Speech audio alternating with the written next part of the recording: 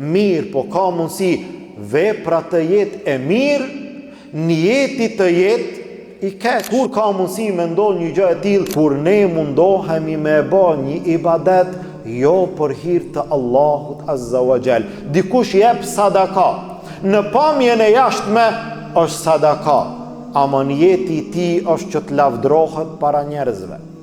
Vepra e mirë, ama njeti është i keq.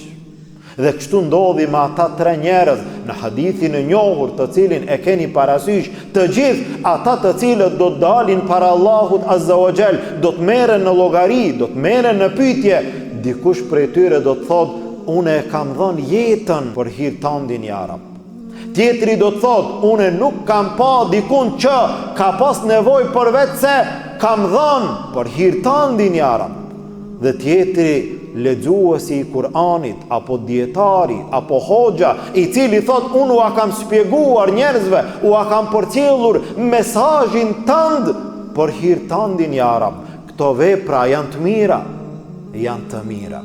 Mirë, po njeti i keq e ban që njeriu jo mos të shpërblehet, por kundrazi të dënohet në ditën e gjykimit para Allahut Azza wa Jall. Për çfarë arsye?